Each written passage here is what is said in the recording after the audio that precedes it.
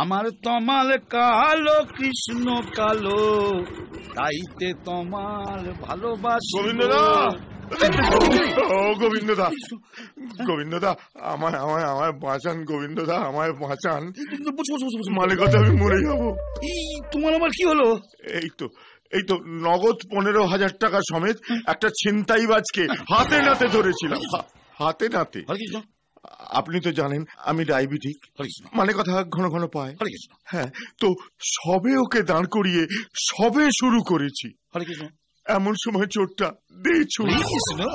তখন আমি চোরটাকে ধরবো না নিজেরটাকে ছাড়বো, এই কনফিউশনে চোরটা যে কোথায় হাতে হয়ে গেল। দাদা, আজকের বাজারে কোন চোরকেও বিশ্বাস করা যায় না। এদিকে আবার থানার বড়বাবু কি বলেছে জানেন? কি বলেছে? মানে কথা আমি নাকি 15,000 টাকা ছেড়ে দিয়ে চোরটাকে ছেড়ে দিয়েছি। আপনি বলুন দাদা, আমায় দেখে আপনার এরকম মনে হয়? না, তুমি এদিক ওদিক থেকে টুকটাক নাও বটে, তবে চোরের কাছ থেকে হরে কৃষ্ণ হরে কৃষ্ণ।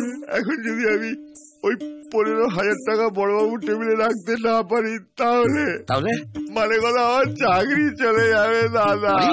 না না, আমি থাকতে তাকে হতে দিতে পারি নাকি? টাকা আমি তোমাকে পুরোই দেবো, তবে 10 টাকা দিতে হবে। আরে 10 টাকা কেন, 10 টাকা কেন, আমি আপনার পুরো টাকাটাই ফেরত দেবো। হরে কৃষ্ণ, সে তো আমি নেবই, তার উপরে 10 টাকা সুদ দিতে হবে। 10 টাকা? হরে কৃষ্ণ। মানে কথা মাত্র? হরে কৃষ্ণ, তার উপর কিছু বন্ধক রাখতে হবে। এনেছি দাদা, এনেছি। মানে কথা আমার দেশের 10 কাঠা জমির দলিল। তাইতে তোমার ভালোবাসি গো। আমার তোমাকে আমি কতবার বলেছি না, বাইরের লোক আসলে তুমি এখানে আসবে না। যেই না দেখেছে একটা বাইরের লোক, অমনি সঙ্গে সঙ্গে নাচতে নাচতে একবার চা নিয়ে চলে এলো। যাও যাও, এখানে যাও। হরে কৃষ্ণ।